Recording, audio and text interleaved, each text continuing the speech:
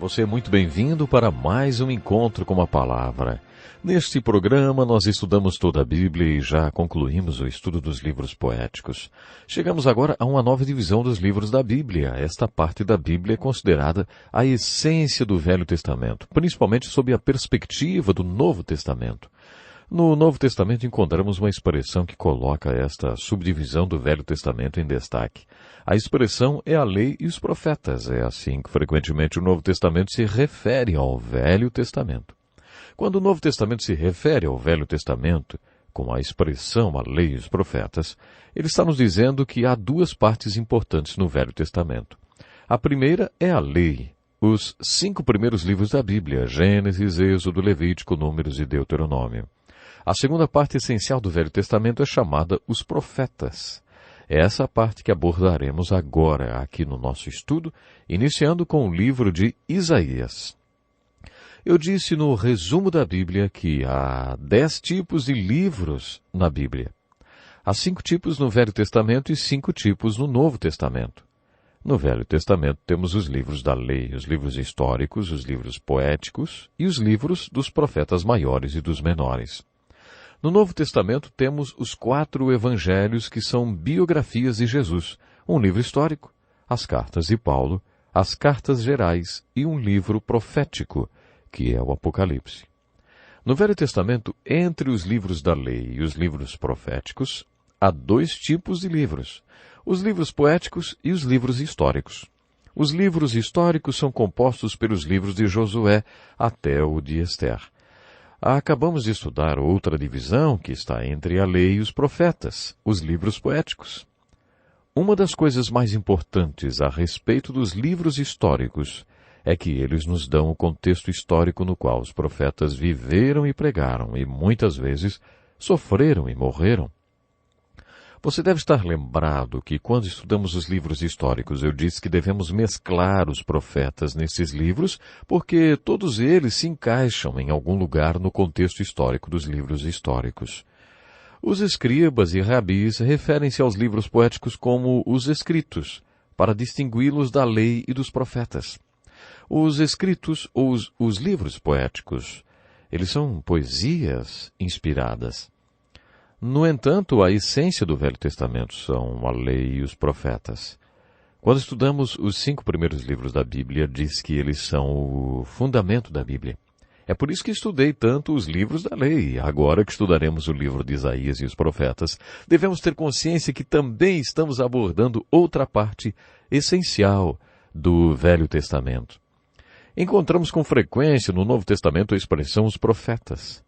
Gosto muito daquele momento dramático quando o apóstolo Paulo, acorrentado, se defende diante do rei Agripa. Em um determinado momento levanta suas correntes para o rei e diz: Rei Agripa, crês nos profetas? Eu sei que sim. Quando as Escrituras referem-se aos profetas ou à lei aos profetas, geralmente está referindo-se aos profetas que escreveram os livros ou a literatura profética. Houve vários profetas, muito importantes, que não escreveram livros. Elias foi um deles. Portanto, quando o Novo Testamento refere-se à lei e os profetas, está se referindo a todos os profetas que viveram e também escreveram livros ou a literatura profética. Agora que estudaremos os profetas, sinto-me como se estivesse apresentando a vocês alguns dos meus amigos, santos amigos, e também meus santos heróis. Há 17 livros proféticos e 16 profetas autores de livros, porque Jeremias escreveu 2 livros. Ele escreveu o livro de Jeremias e Lamentações.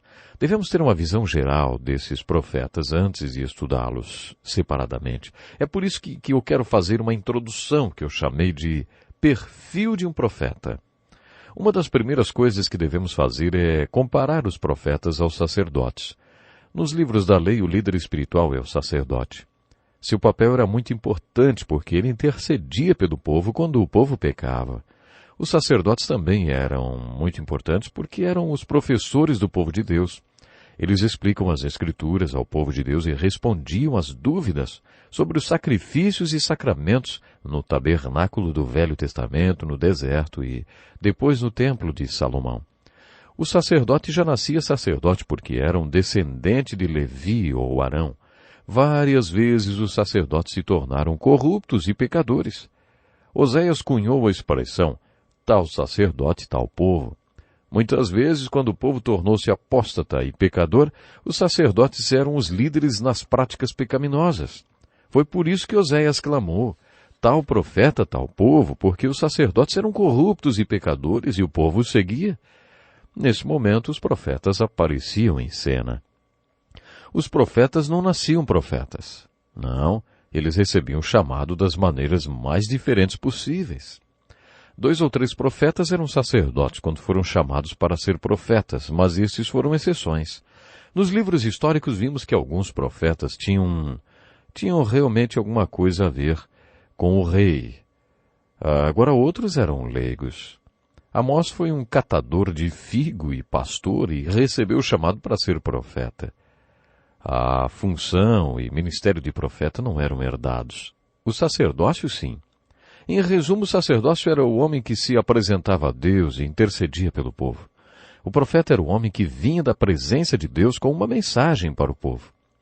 Alguns até diziam, se não tinham problema, não tinham profeta. Os profetas apareciam em cena quando havia problemas. Todos esses profetas, autores de livros, viveram num período de 400 anos, que é o período da história do livro de Juízes. Também durou 400 anos o tempo compreendido entre os livros de Gênesis e Êxodo e também o período entre o Velho e o Novo Testamentos. Os profetas atuaram entre 800 e 400 a.C. Há uma razão para eles terem aparecido neste período da história dos hebreus. O povo era pecador e idólatra, adoravam outros deuses, e o julgamento de Deus estava prestes a vir sobre eles da forma da invasão dos assírios e do cativeiro do Reino do Norte. Esse episódio foi seguido por um período de aproximadamente 100 anos, quando aconteceu a invasão babilônica e o cativeiro do Reino do Sul. A maioria dos profetas precedeu os períodos das invasões e conquistas pela Síria ou pela Babilônia, ou então as pregações deles aconteceram durante esses eventos. Dos 16 profetas, 3 deles ministraram ou pregaram depois desses cativeiros, e estão relacionados à restauração e reconstrução posteriores ao retorno do povo de Deus do cativeiro babilônico. A maioria dos profetas precede as conquistas e cativeiros ou ministraram durante eles. Os profetas que precederam o cativeiro assírio do Reino do Norte e o cativeiro babilônico do Reino do Sul pregaram essencialmente essa mensagem. Se vocês tiverem um avivamento espiritual e sinceramente se arrependerem dos seus pecados de idolatria, as invasões e cativeiros assírios e babilônicos não acontecerão. Esses profetas clamaram por um avivamento espiritual e por arrependimento. A grande maioria do povo se fez de surda e a pregação foi ignorada. Os profetas foram ridicularizados e vários até martirizados. Muitos morreram porque pregaram uma mensagem que ninguém quis ouvir. Quando os profetas percebiam que o povo não ouvia a mensagem deles, pregaram assim: a invasão e o cativeiro virão, e quando vier, será o julgamento do Todo-Poderoso sobre vocês, porque não se arrependeram da sua idolatria. Como já vimos no estudo dos livros históricos, nunca mais se ouviu a respeito do Reino do Norte, depois que os assírios o conquistaram. Essas 10 tribos, antes denominadas Israel, foram para o exílio do esquecimento. 100 anos mais tarde, os babilônicos invadiram o Reino do Sul. Foi então que os profetas pregaram uma mensagem de esperança junto com a invasão e o cativeiro. Eles receberam uma revelação profética. Vocês voltarão do cativeiro. Em 70 anos vocês voltarão. Eles viam o retorno do cativeiro babilônico como uma expressão da misericórdia e da graça de Deus. No entanto, a maioria dos profetas não viveu até lá. Além de pregarem o arrependimento e o reavivamento, os profetas também pregavam justiça social. Os pregadores de hoje, quando falam sobre este assunto, citam os textos dos profetas. Mas a principal ênfase não foi dada à injustiça social. A preocupação maior deles era o pecado do povo de Deus, principalmente a idolatria. Os profetas pregaram o julgamento de Deus que estava por vir na forma desses dois cativeiros. No caso do cativeiro babilônico, a mensagem do profeta era de misericórdia, graça e esperança. A única mensagem que eles tinham para o Reino do Sul durante o cativeiro babilônico era de esperança. Quando profetas como Jeremias pregavam o retorno do cativeiro, eles estavam pregando a misericórdia e a graça de Deus. Outro tema interessante da pregação dos profetas é a dispersão do povo de Deus pelos confins da terra. Sempre que eles pregavam dispersão, também anunciavam a volta desta dispersão.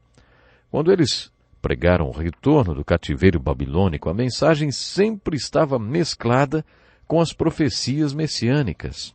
É difícil separar as profecias messiânicas das profecias da volta literal, do retorno babilônico, que aconteceu 70 anos depois que o povo de Deus foi levado cativo para a Babilônia. É difícil separar as profecias da primeira vinda do Messias das profecias que alcançam os nossos dias da segunda vinda de Cristo. Os profetas fizeram importantes profecias messiânicas. A grande solução de Deus através do seu Salvador, que é Jesus Cristo, claro, Filho de Deus. Esses profetas apresentam a vida de Cristo em dois episódios. Primeiro, ele vem como Salvador sofredor para morrer pelos pecados do mundo. Mas depois, ele vem uma segunda vez. Essa segunda vinda de Cristo porá tudo em ordem. Essa mescla das profecias messiânicas e profecias da volta do cativeiro é um dos aspectos mais empolgantes dos profetas. Como já disse antes, todos os profetas viveram e pregaram durante um período de 400 anos da história dos hebreus. Durante esse tempo, o povo passou por dois problemas terríveis: a conquista dos assírios e cativeiro do Reino do Norte e a conquista babilônica e o cativeiro do Reino do Sul. Os profetas abordaram esses dois problemas até o fim do cativeiro babilônico e assim a obra de Deus pôde continuar. A obra de Deus era a formação de um povo temente a Deus através do qual viriam Messias e salvação para todo o mundo. Temos mais uma definição para a palavra profeta. Esta palavra é composta de duas outras que significam ficar diante de e fazer brilhar. O profeta ficava diante da palavra escrita de Deus, e a fazia brilhar para que o povo de Deus a entendesse. Os profetas mostravam ao povo como aplicar a palavra de Deus e os exortava a obedecê-la. Eliseu foi um grande profeta. Nos dias de Eliseu, o povo tinha se afastado de Deus e estava envolvido na adoração a Baal. Por causa dessa idolatria, a obra de Deus saiu dos trilhos. Por isso Deus levantou um profeta. Eliseu combateu a adoração a Baal, que estava bloqueando a obra de Deus até que ela acabasse. Os profetas de Baal foram eliminados e a obra de Deus retomou seu curso. Daniel foi um dos profetas que apareceu para guiar o povo durante o cativeiro da Babilônia. Como o povo de Deus enfrentaria o cativeiro? Vamos supor que o mundo vire de ponta cabeça e uma conspiração internacional conquiste o mundo livre. É só uma suposição, é claro. Mas vamos supor que todos os seguidores de Jesus Cristo fossem mandados para trabalhos forçados nas minas de carvão da Sibéria por 3 anos antes de morrerem. Vamos supor ainda que pusessem cadeados em todas as igrejas, sinagogas e templos, que ser religioso passasse a ser considerado crime e todas as religiões fossem proibidas. Muita gente poderia dizer: Deus não trabalha assim. Deus não trabalha mais. Ele parou de agir. Ele não pode fazer mais nada. As pessoas se esquecem que a igreja nasceu em uma sociedade totalmente controlada pelo Império Romano que repudiava o cristianismo. Foi assim que a igreja surgiu e ela nunca foi tão forte como nos primeiros 300 anos de sua história, quando vivia na ilegalidade. Deus não deixa de trabalhar quando poderes políticos oprimem o povo. Depois de 70 anos no cativeiro babilônico, o reino do sul, conhecido como Judá, voltou. O povo de Judá foi chamado judeu e teve que passar pelo cativeiro para que Deus construísse sua nação santa. Foi então que Deus levantou um jovem chamado Daniel. Deus levantou Daniel para guiar o povo durante os anos do cativeiro até que ele acabasse. Quando o cativeiro começou, Daniel era um adolescente e ele viveu todo o período de cativeiro. Ezequiel tinha a mesma idade que Daniel e foi para o cativeiro 9 anos depois. Ezequiel foi para o cativeiro com 25 anos e Daniel com 14. Deus levantou esse adolescente como profeta para mostrar ao povo como viver na Babilônia até que saíssem do cativeiro. Mais tarde, a Babilônia tornou-se a Pérsia. Se um poder ateísta conquistasse o mundo, nós, pregadores, desapareceríamos. Você ia querer saber o que tinha acontecido conosco? Pastores que viveram sob esse tipo de regime desapareceram no meio da noite. Guarde o que estou falando. O livro que você iria gostar de ler se vivesse em um país assim seria o livro de Daniel, porque ele mostra como viver sob cativeiro. Esse foi e ainda é o propósito do ministério de Daniel. Quando você estiver lendo sobre algum profeta, deve fazer a pergunta: qual o problema que bloqueava a obra de Deus quando essa pessoa foi chamada para ser profeta? Como o seu ministério fez com que esse problema fosse removido? Por exemplo, nos dias de Ageu, o povo estava voltando do cativeiro babilônico e a obra de Deus era a reconstrução do templo em Jerusalém. O povo enfrentou muita perseguição durante a reconstrução do templo. Apesar de terem recebido permissão para retornar e para reconstruir o templo, eles encontraram oposição quando iniciaram a reconstrução. E quando a perseguição começou, eles pararam a reconstrução, ficaram preocupados e distraídos com a construção de suas próprias casas. Isso continuou por alguns anos até que Deus levantou Ageu. Ageu pregou sobre o templo para o povo. Acaso é tempo de vocês morarem em casas de fino acabamento, enquanto a minha casa continua destruída? Ageu exortou o povo a que voltassem ao trabalho e reconstruíssem o templo de Deus. Por causa de sua pregação, o povo parou de construir suas próprias casas. Eles restabeleceram suas prioridades. Eles colocaram Deus e o templo em primeiro lugar e suas próprias casas em segundo. Daí então a obra de Deus retomou seu curso e Ageu saiu de cena. Ageu tinha entrado em cena e colocado a obra de Deus nos trilhos outra vez. Você verá os profetas fazendo esse tipo de trabalho, e isso em toda a literatura profética do Velho Testamento. As epístolas do Novo Testamento têm um padrão semelhante à dos livros proféticos do Velho Testamento. Uma epístola é uma carta escrita por um apóstolo, e a obra de Deus no Novo Testamento é a construção da Igreja de Cristo. Quando surgiam problemas e obstáculos que bloqueavam a obra de Deus, Deus levantava um apóstolo que escrevia uma epístola. Qual é o propósito das epístolas dos apóstolos? Era pregar contra os obstáculos que bloqueavam a construção da igreja até que ele fosse removido e então a obra continuasse. Quando lemos os profetas, devemos nos perguntar: qual o problema bloqueava a obra de Deus e como o ministério desse profeta fez com que o problema fosse removido? Quando lemos as epístolas do Novo Testamento, devemos nos perguntar: qual é a aplicação de todos esses ensinamentos para a minha vida? Deus quer fazer sua obra através do seu povo. Isto é tão verdadeiro hoje como era nos dias dos profetas ou dos apóstolos. Se você acredita que a obra de Deus está sendo bloqueada onde você foi estrategicamente colocado por Deus, ore até que você saiba qual é o problema que está impedindo a obra de Deus. Depois que Deus mostrar a você qual é esse problema, vá para as epístolas dos apóstolos.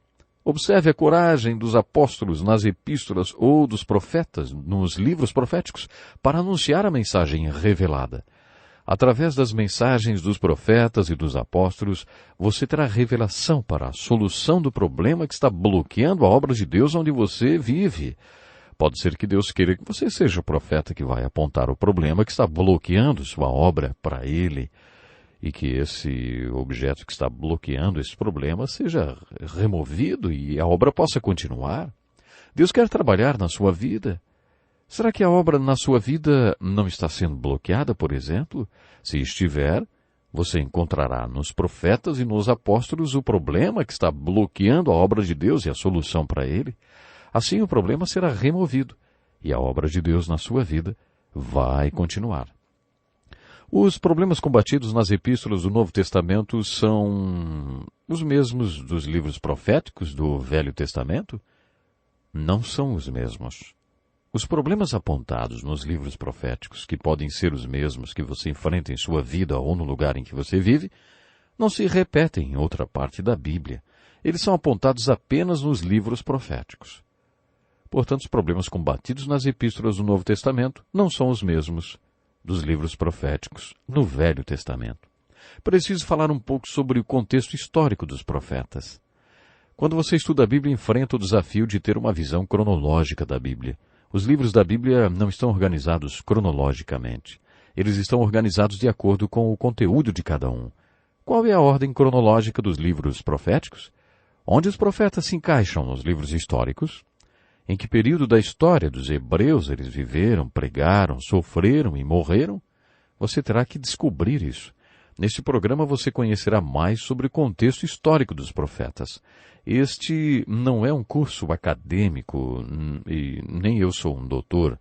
Eu não quero sobrecarregar você com dados históricos, principalmente com datas. No entanto, se você quiser saber sobre o que os profetas estão falando e o que vai no coração deles, precisa conhecer alguns fatos históricos. Você tem que saber sobre as duas invasões e dos dois cativeiros. A invasão dos assírios e o cativeiro do Reino do Norte, e a invasão babilônica e o cativeiro do Reino do Sul. Todos os profetas estavam muito preocupados com essas duas invasões e com esses dois cativeiros. Quando os profetas expressam sua preocupação, falam sobre 4 cidades que caíram. Você já ouviu falar no livro A Queda da Bastilha? O seu título em inglês é O Conto de 2 Cidades. Poderíamos chamar essa literatura profética de O Conto de 4 Cidades. Os 2 reinos que invadiram os reinos do norte e do sul tinham capitais. A capital da Síria era Nínive. Os textos proféticos descrevem a queda de Nínive. A sua cidade capital inimiga era a Babilônia. Essas 2 cidades eram importantes e a descrição da queda delas é feita com muitos detalhes. As invasões e os cativeiros que preocuparam os profetas causaram a queda das capitais dos 2 reinos do povo de Deus. A capital do Reino do Norte era Samaria.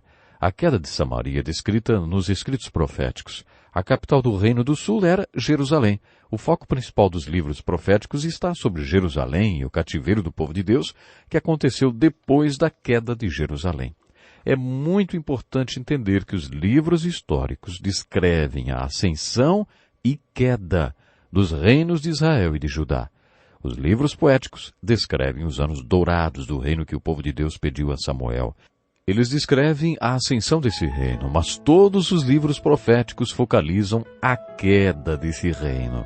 Todos os profetas autores que viveram nesses 400 anos de história dos hebreus pregaram durante os anos negros, quando o reino do norte, Israel, e o reino do sul, Judá, foram conquistados e escravizados. Estamos terminando, mas procure conhecer mais sobre cada um dos profetas. Os profetas vão ensinar a você algo muito interessante. E se prepare também para ser usado por Deus. Pense nisso e até o nosso próximo programa.